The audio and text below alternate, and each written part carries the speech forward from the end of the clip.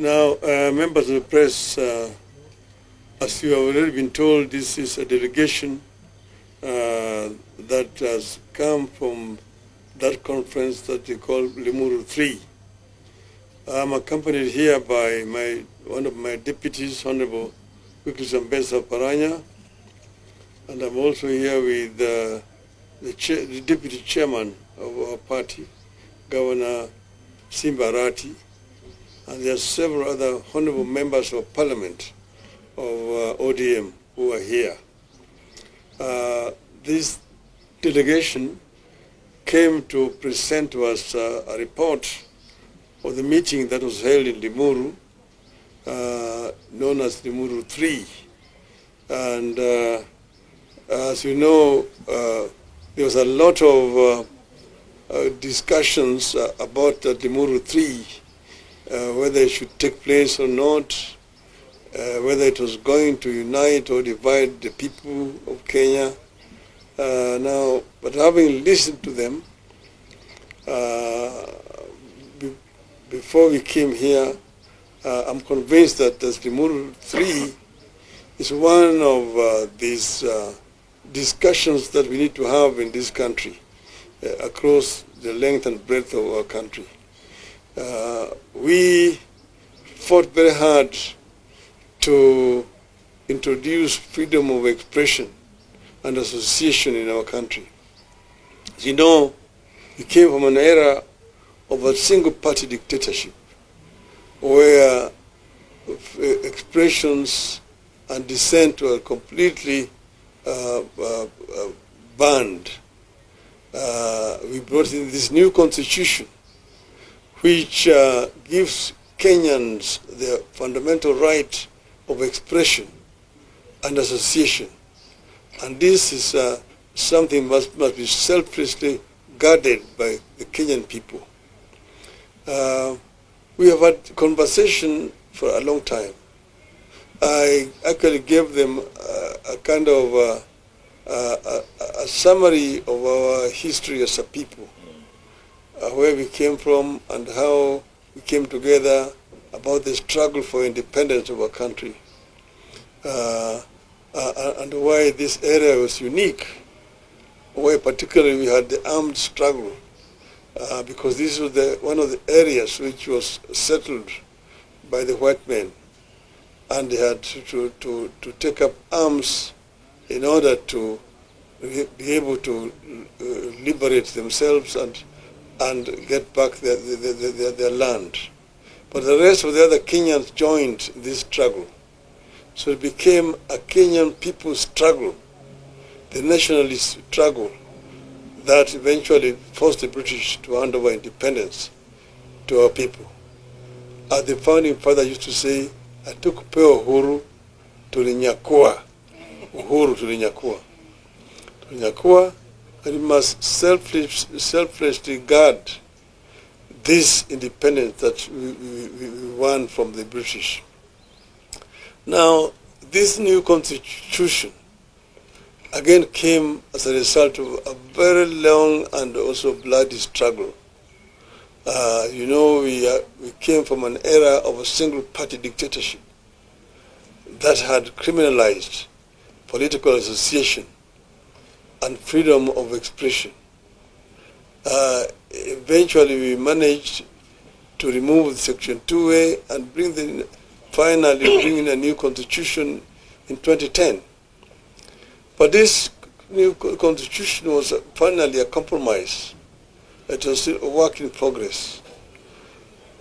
There are several areas which still need to be looked at, particularly the devolution chapter.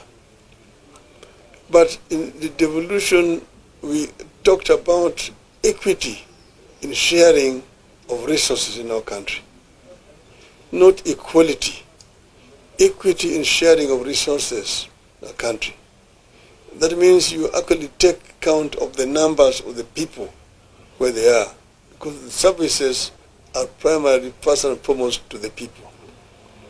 So one of the points that was discussed extensively during these deliberations in Limuru, according to information that we now have is this issue of resource sharing of our country. Somehow this thing has been misrepresented as if it is discriminating against other parts of our country. Nothing could be further from the truth. It is not a question of discrimination. We want to ensure that each and every Kenyan gets a fair share of resources created by our sweat. This is what it is. It cannot be right that some children should get more money as bursary than other children in other parts of the country.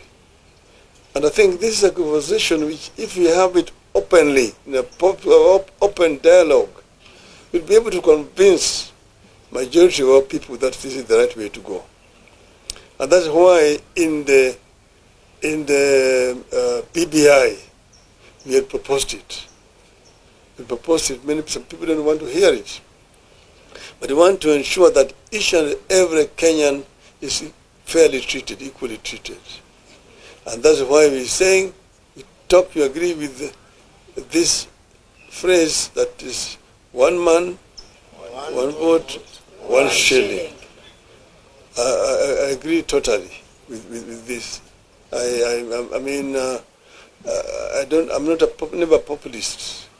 I always talk with my mind openly. I know that it may not be very popular in some quarters, but let us have this conversation. As a people, let us have this conversation.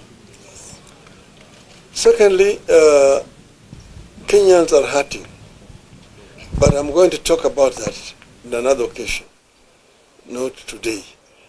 But know that Kenyans are hurting seriously currently, and the proposals which are contained in finance bill are going to add a lot of burden on the people of Kenya.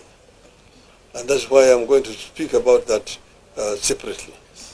But here, I want to thank them for coming to share this report with us, and we wish them luck in whatever they're doing as a people. Kenyans must stand together as one people. Let us unite as one people to ensure that we guard very selflessly the gains that we have already made, and unite also so that we can continue to open up the democratic space for our people, for the future generation. I thank you. Thank you. Asante sana. Do you have any question? We're only going to take 2 questions. We start with you, Brian. Come. Step forward. Just come. Your media house and the name. Right Honorable, my name is Brian Mushiri of NTV.